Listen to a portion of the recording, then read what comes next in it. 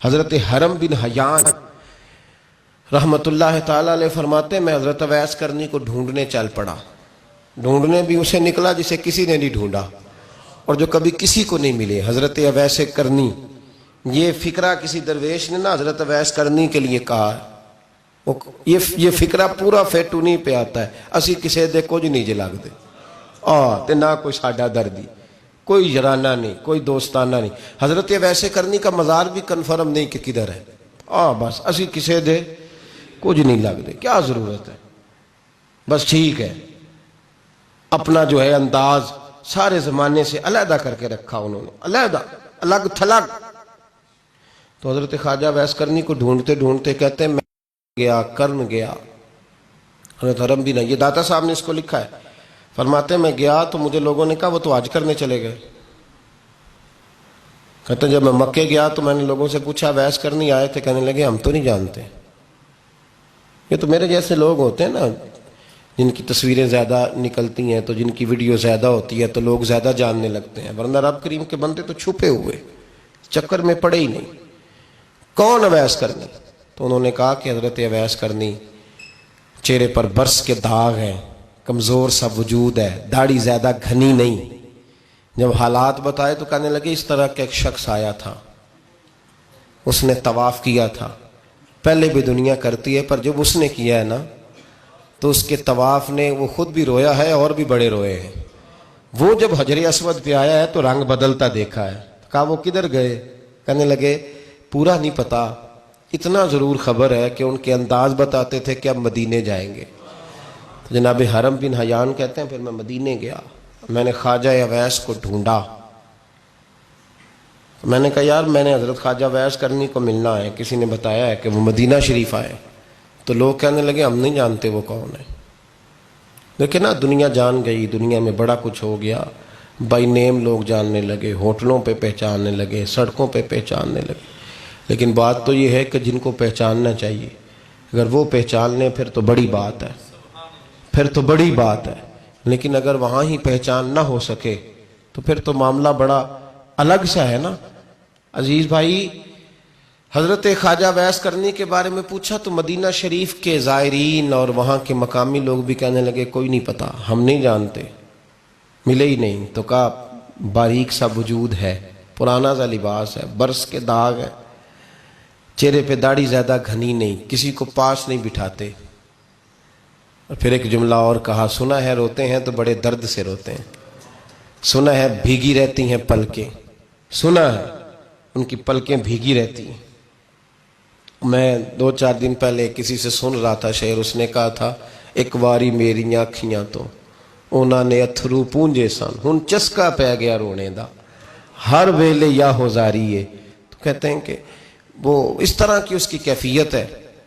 کہتے ہیں میں نے کہا یار وہی تو اویس کرنی تھے، کدھر گئے؟ کہنے لگے کوئی خبر نہیں. جب وہ آئے ہیں تو ان کے آنے کا انداز ہی نرالا تھا، سسکیاں اور آہیں نکل گئیں اس شخص کی جب وہ مدینے آیا.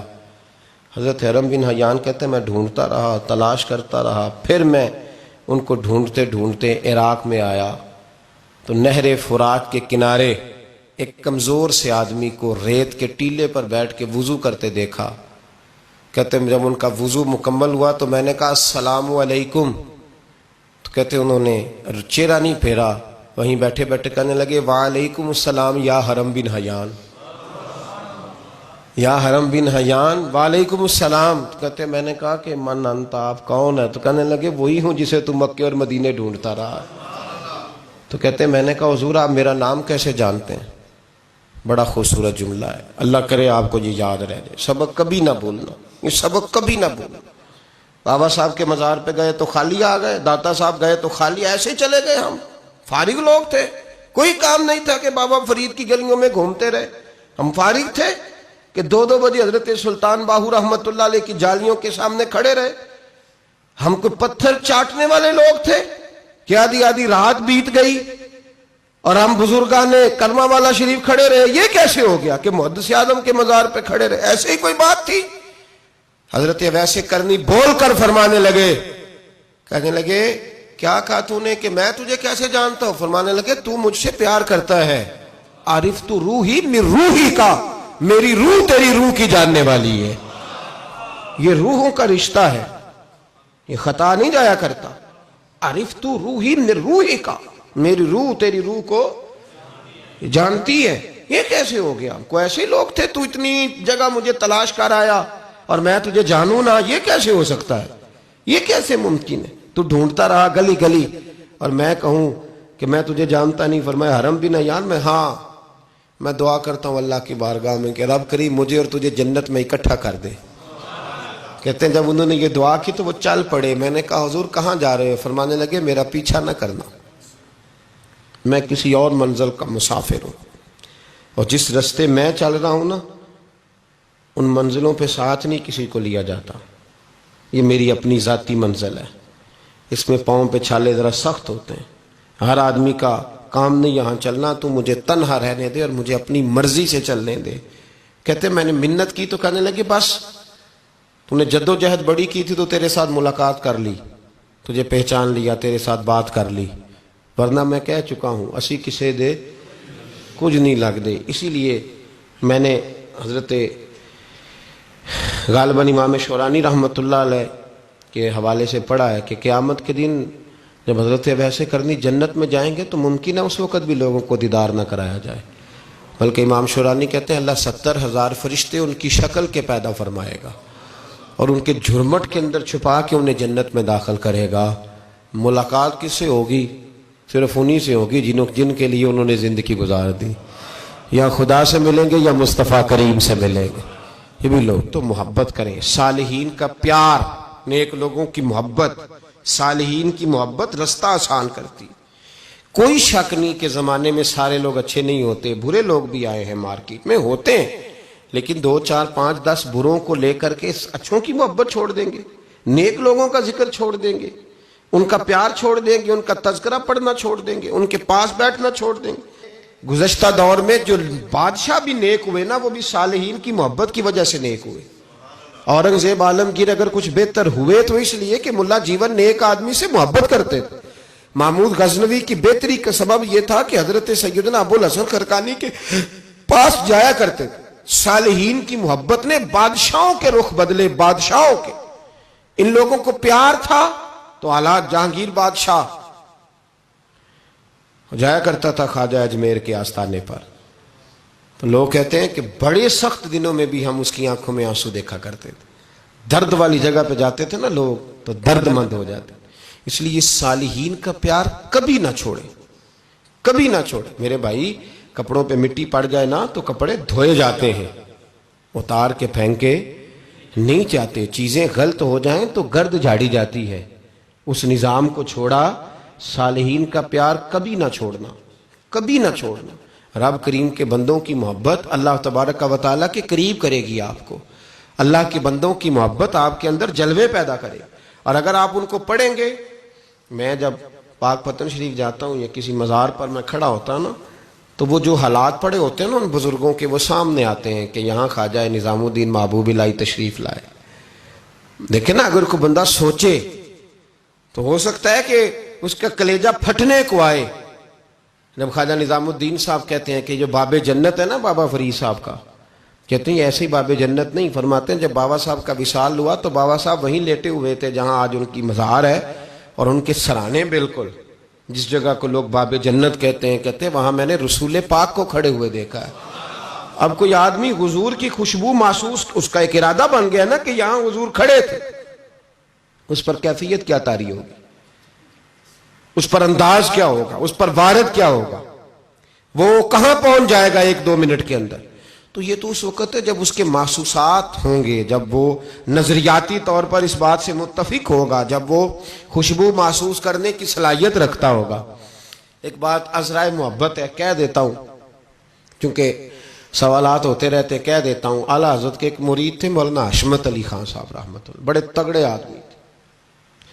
جن لوگوں کی پوزیشن بڑی سخت فاضل لوگ ہوتے ہیں نا، اور حاضر جواب 1 منٹ سے پہلے. پاک پتن شریف گئے تو باب جنت سے گزر کے آئے. باب جنت سے کسی ہمارے عالم نے نہیں لکھا کہ جب وہاں سے گزر گیا اب توبہ نہ کرے اور کوئی اچھا عمل نہ کرے تو جنت میں جائے گا. بس یہ کہا کہ ایک دروازہ ہے جہاں خواجہ نظام نے حضور علیہ السلام کو کھڑے دیکھا، گزر جائے کوئی تو الحمدللہ اس کے لیے ایک برکت ہے. لیکن کسی شخص نے یہ نہیں کہا کہ کہ اب وہاں سے نکل کے آ جائے اور معاذ اللہ جھوٹ بولے، جو مرضی کرے اور کہ میں جنتی ہو گیا، یہ معنی کسی بندے نے بھی بیان نہیں کیا۔ ہاں وہاں سے گزر کے آئے، سچی توبہ کرے، بعد میں اپنے اعمال پہ محنت کرے، اللہ اسے برکت عطا کرے گا۔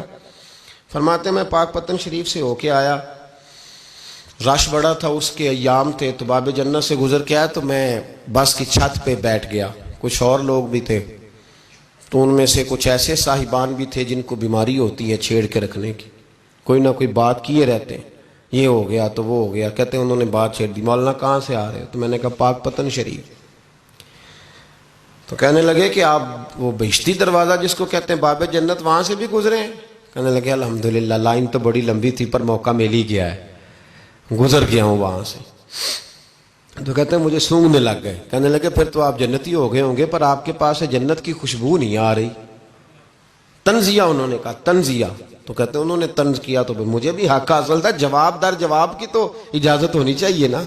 میں نے کہا مولانا کیوں، آپ کیوں سونگ رہے ہیں؟ کہنے لگے میں نے حدیث پاک میں پڑھا ہے کہ جنتی 500 سال بھی دور ہوگا تو اس کے پاس سے خوشبو آئے گی، یعنی 500 سال لگیں گے ابھی اس تک، تو پھر بھی جنت کی خوشبو آئے گی، تو آپ سے تو کوئی نہیں آ رہی۔ کہتے ہیں میں نے ان سے کہا آپ نے ایک حدیث پڑھی ہے، اگلی بھی پڑھ لینی تھی۔ حضور نے فرمایا جہنمی کو جنت کی خوشبو کوئی نہیں آئے گی۔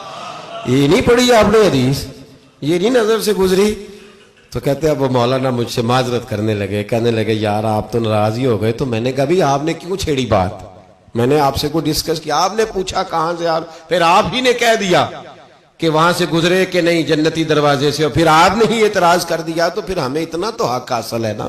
ہم آپ بھی کرتے ہیں تو ہو جاتے ہیں بدنام، اور تم قتل بھی کر دو تو چرچا نہیں ہوتا، ہمیں بھی تو حق حاصل ہے نا، اتنا تو جواب در جواب ہم دے سکتے ہیں۔ تو بھائی اس لیے صالحین کی محبت کبھی نہ چھوڑیں، اللہ کے بندوں کا پیار کبھی نہ چھوڑیں۔ کسی بزرگ کا ذکر ہو، کسی صحابی کی بات ہو، اہل بیت حتیٰ کہ انبیاء کرام علیہ السلام، اللہ کے انبیاء کی محبت، ان کی تعظیم، ان کا اکرام اپنے دل میں بٹھائیں، اس کو جگہ دیں۔ یہ تکمیل ایمان کے لیے بڑا ضروری ہے۔ فقد استکمل الایمان کے لفظ آئے حدیث میں، اگر تکمیل ایمان چاہیے تو اللہ کی رضا کے لیے لوگوں سے محبت کرنی چاہیے۔ اللہ عمل کی توفیق عطا فرمائے۔